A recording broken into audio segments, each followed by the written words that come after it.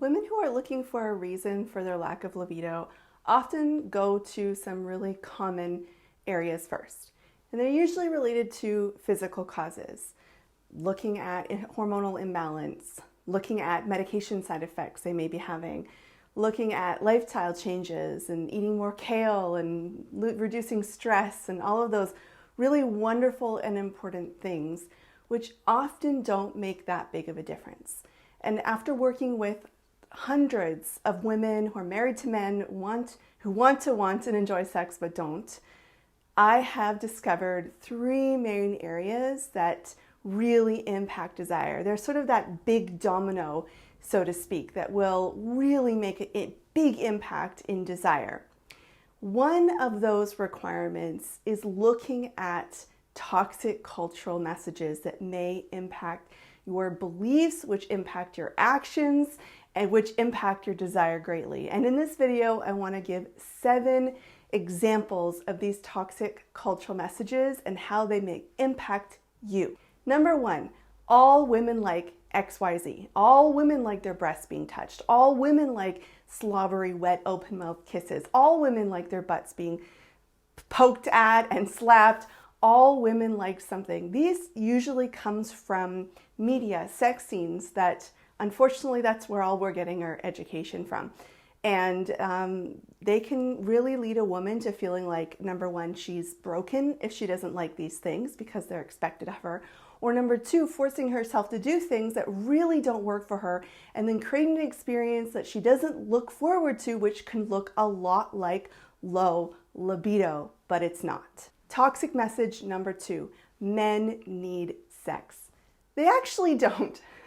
They need to sleep and they need to drink water and they certainly need to eat some food. And there's some other very basic requirements that are, yes, absolutely need. Sex is not one of them. Sex is something that you can go for the rest of your life not having and function just fine. Lots of people have done it and it's all okay. The challenge with this message is that it can create a tremendous amount of pressure on a woman to be a good wife. And this can lead to a lot of guilt. And ain't nobody gonna want and enjoy an experience that is an obligation and a duty. So this message could lead to something that looks like low desire, but it's not at all. Toxic message number 3, you need to be and feel sexy. I actually hate this word because it means that you are sexually attractive.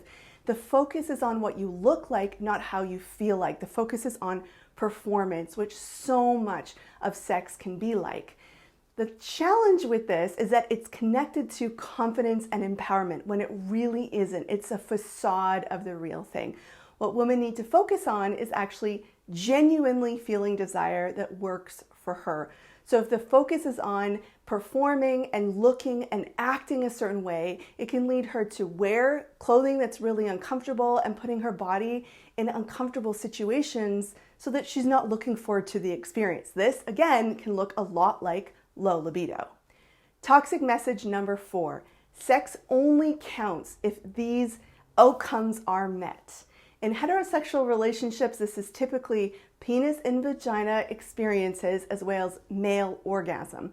It's often not female orgasm that's a requirement, unfortunately. That's why we see so many women not having orgasms. Having any goals other than connection and pleasure will create a really hostile environment for a woman because, again, there's that pressure and obligation. I believe that women need a safe space to explore with curiosity and openness and no prescribed outcome to achieve. If she is in a place where she is trying to get her body and get her mind to a specific outcome, it can look a lot like low desire.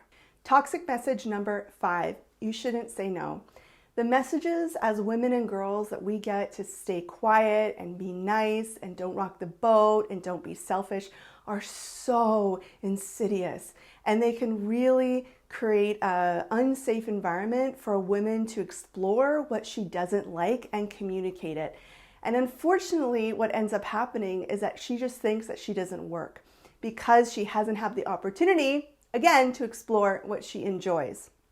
I really encourage women in my program Wanting It More to focus on the no's first. Sometimes you just gotta really give yourself permission to not like certain things and to communicate them, even if it's not gonna make your partner that happy. And then and only then is there that opportunity to really get curious about how your unique body works.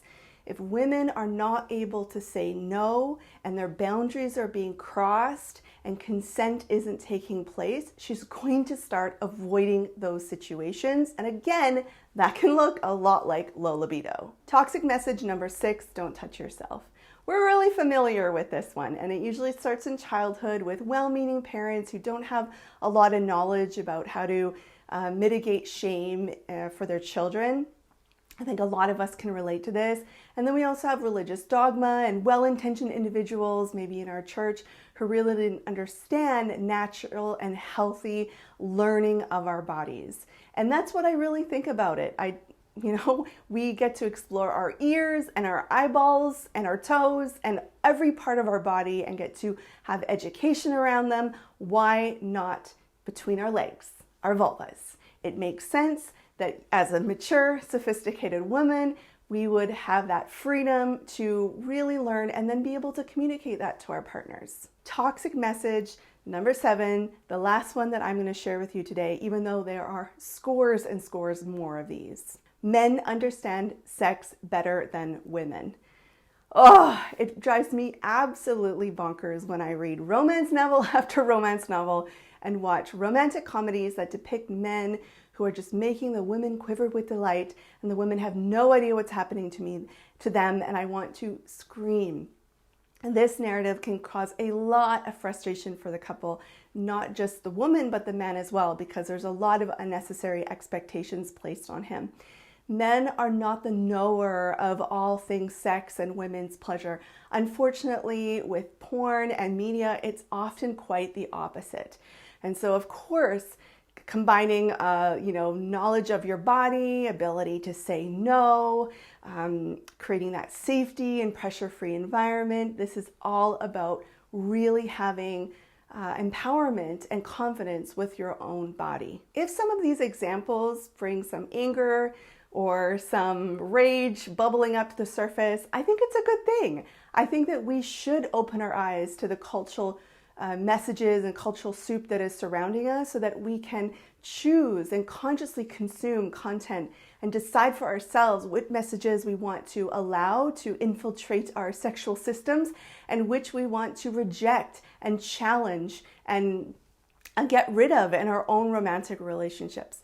That's it for now. I really hope that has opened your eyes and shown you that you are not broken. There are big other things going on in the world that can affect your desire. Thank you so much for watching. And if you found some comfort and validation and help in this video, if you click the like button, which I know may be difficult to do on a video like this, but it really does help my channel grow and so that I can reach more women. Thank you so much. Hopefully you're subscribed already. If you haven't, that also really helps me as well.